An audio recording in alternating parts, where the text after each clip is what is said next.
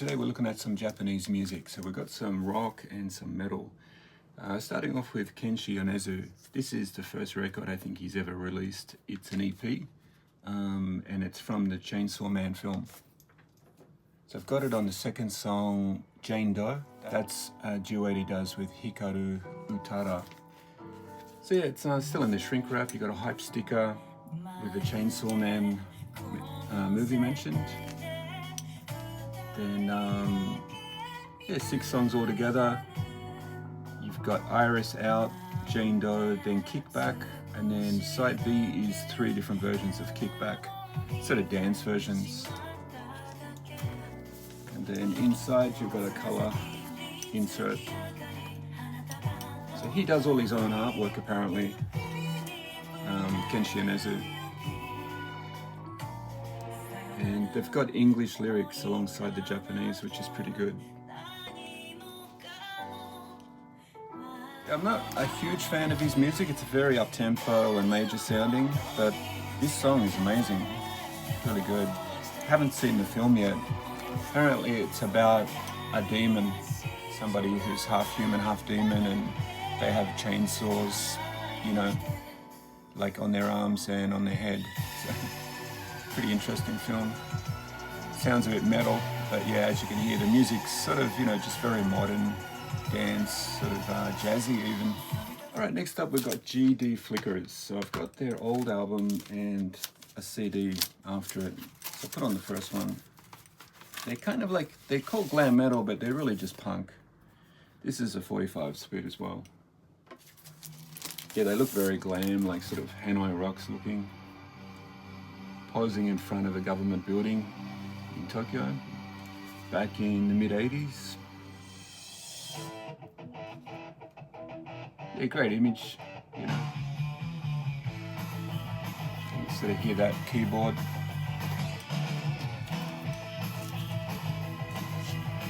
I don't think it's got anything inside it.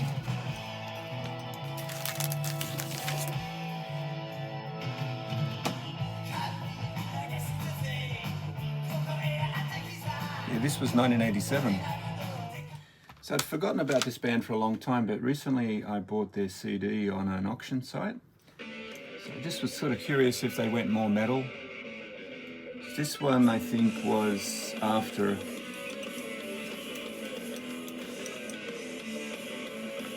It sounds the same, doesn't it? It's got the Obi strip.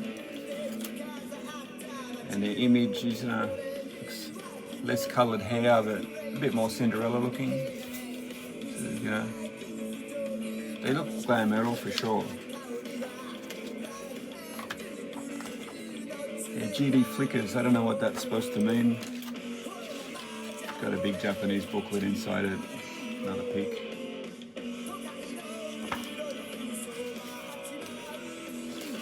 Yeah, so yeah, this one was from '89, so 2 years later.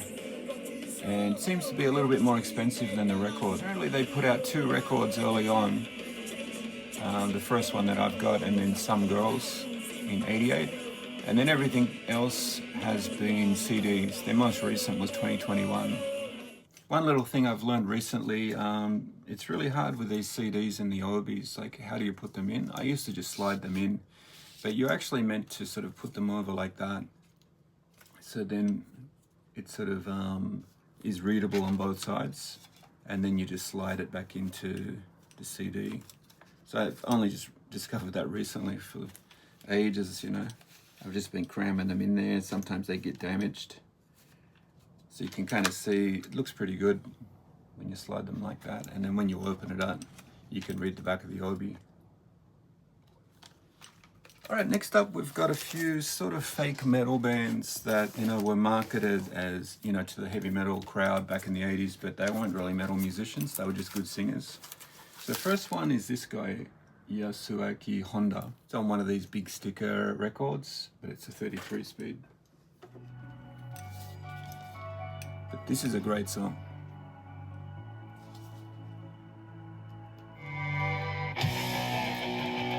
Yeah, you start this album and you think, wow, but it's kind of just this song that is like this.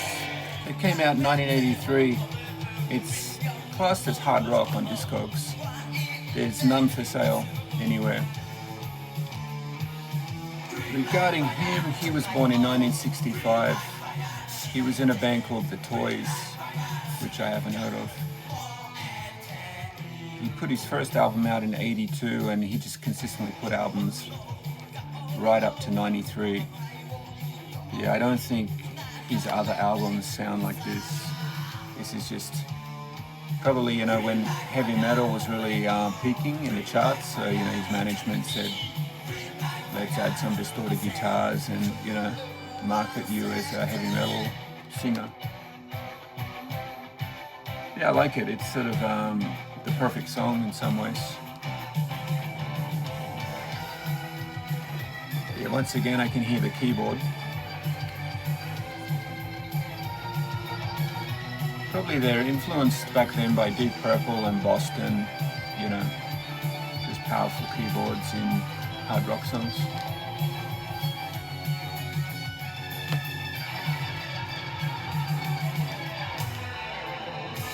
Next up, we've got another kind of fake heavy metal album, but it's very good and I love the artwork. It's a guy called Keiji Katayama, so it looks very metal.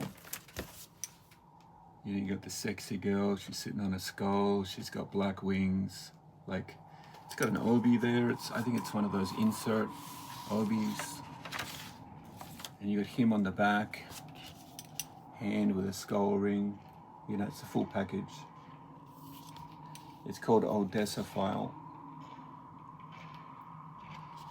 Album starts with, you know, ominous wind. So, you know, you think you're getting a real metal album.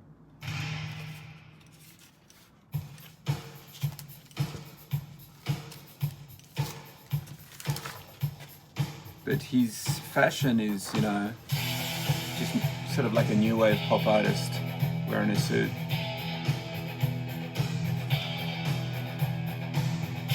This is the song Stand Back. All the songs pretty much are English.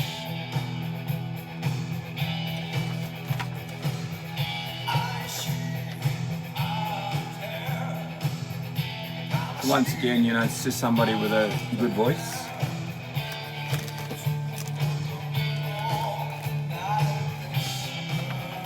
I had to listen to the album right through, and you know, there are odd songs on it that are pretty good, but it's pretty obvious it's not a metal album. I just found something in it. Didn't see this before. So this is a little flyer from when the album came out. Maybe it was hidden away. So it's HM everywhere, so they're saying heavy metal. This must have been, I don't know if it was advertising the album when it would come out or his show. Interesting. Came out in 1984.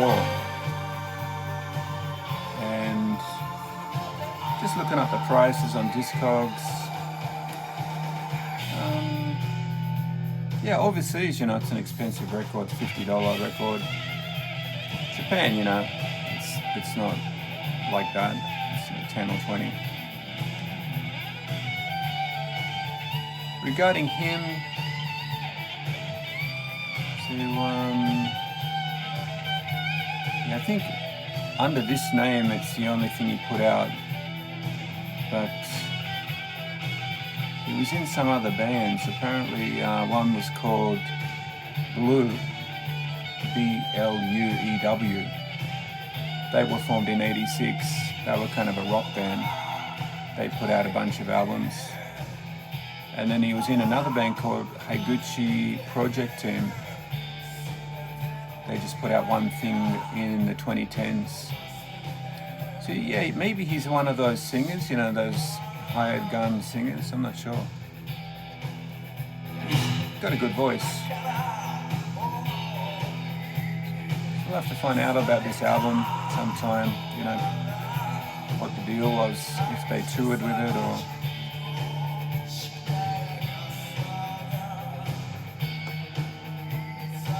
I'll just put one more song on. So I've dropped the needle in the middle. I think this is a song called Shake and Roll. sort of starts off promising.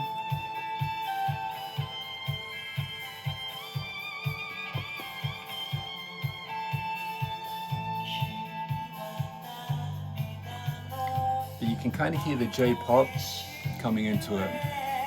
You know, it's good, but yeah, the heavy metal has kind of disappeared from it.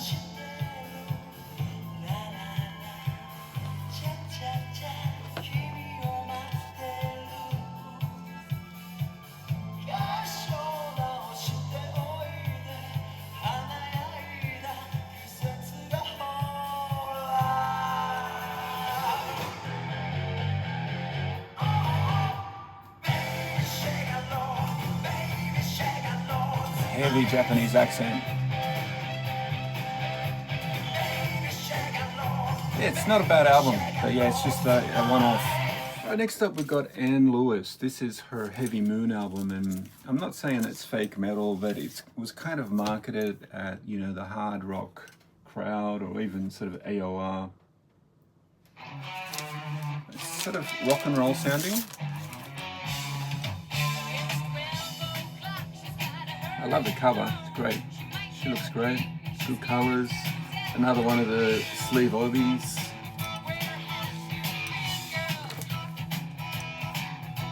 Yeah, it's kind of, you know, the Rolling Stones sound.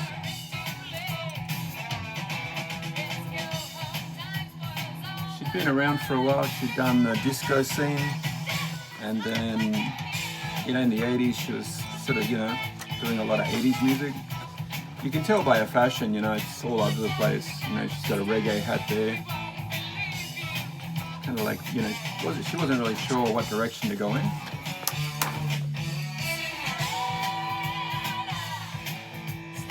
It's interesting how they did this.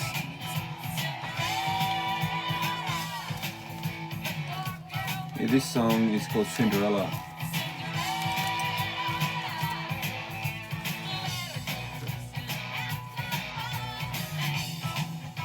I'll play the title track. It sounds like a instrumental before the song.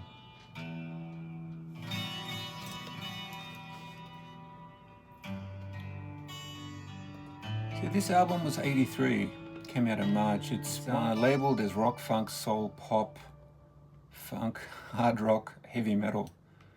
So, you know, you're sort of struggling to hear the heavy metal.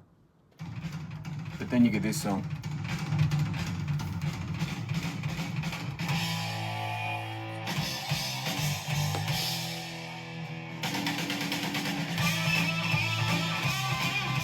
So it's that rock and roll heavy metal. So yeah, once again, 1983, they were trying to, you know, appeal to the heavy metal crowd. Alright, the second half of this video is going to be really awesome heavy metal bands. So we're starting off with Sniper, Open the Attack. This is one of those Japanese metal bands that should have been huge, but yeah, they couldn't get it the traction that other bands like Anthem and Loudness got. Sekimas. It's awesome. This Open the Attack. Song 2 is Dedicate. Don't know if that's a spelling error or a joke. Side B, you've got one Japanese song. No insert.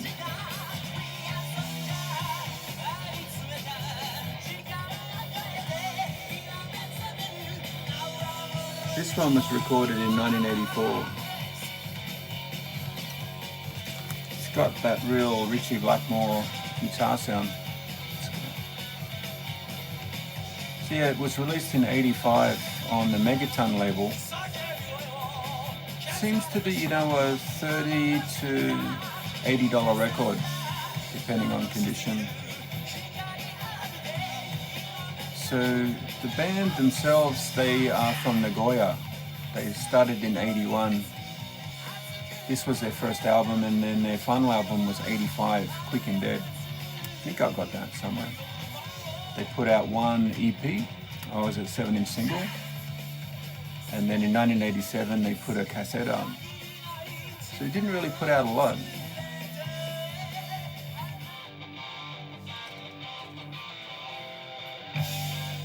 Yeah, real Deep Purple, Rainbow vibes for sure.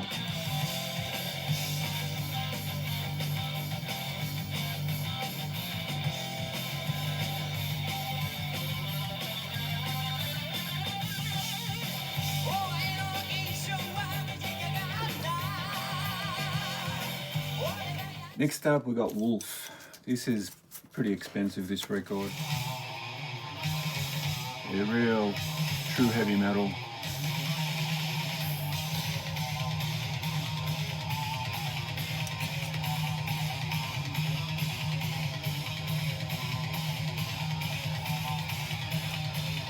So this should be running forever. This one recorded in 87. Nothing inside it, could be missing it, the insert.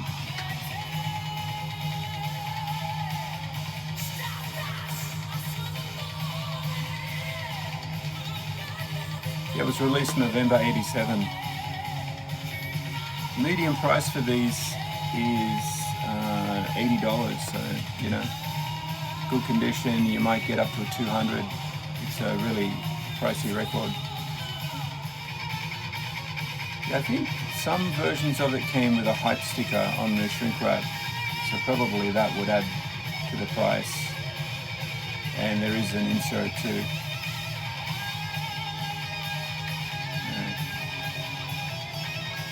The band, they were from Osaka. They started in 85, and this was their first album, and then 1990 they put a CD out. 7-inch single came out in 88, and they've put a video out in 88, probably a concert. And 87 and 90 they put out some cassettes, so yeah, they couldn't probably get any, you know, record deal or whatever. I'll put on one more song.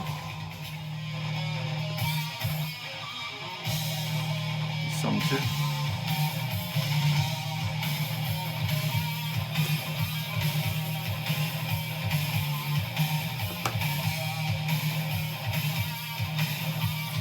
Perfect music.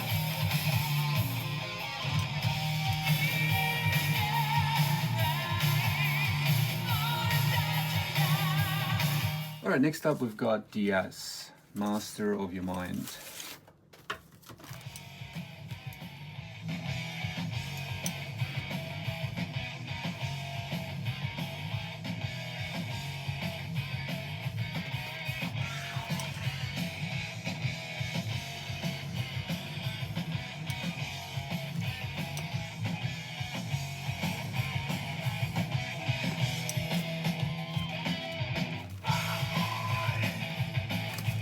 No insert.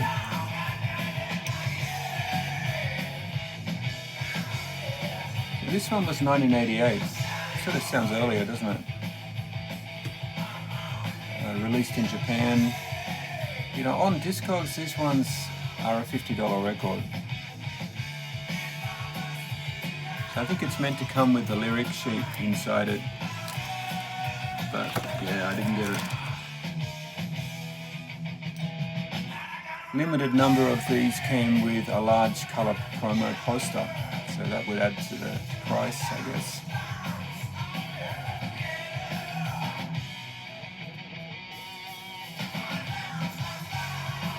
So the band themselves, they are from Fukuoka, and they put an album out on a cassette running straight ahead in 86. And this was their next and last album, Masters of Your Mind. I might try another song. This is song 3, She's Like a Fire.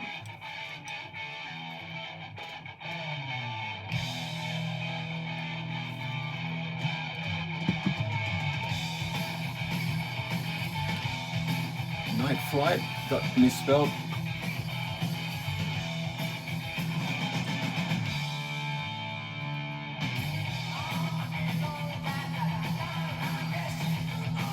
last album, I always thought they were called Arouge, but actually it's Arouge, A-R-O-U-G-E. Don't know what that means, but it's a really nice looking record with the obi. And I had a quick listen on YouTube to what they sound like, and they're not bad.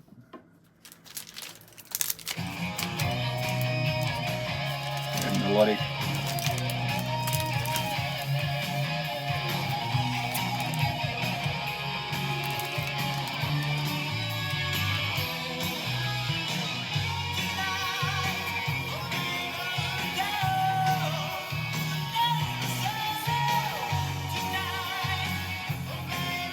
Yeah, it's nice having the obi. Got Mari Hamada advertised on the back. Looks like it's complete. Feedback form. Lyric poster.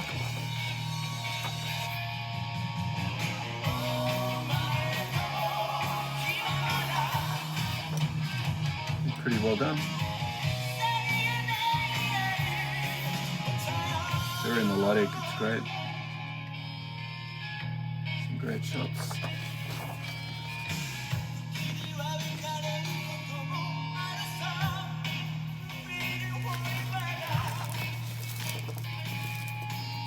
Interesting guitar.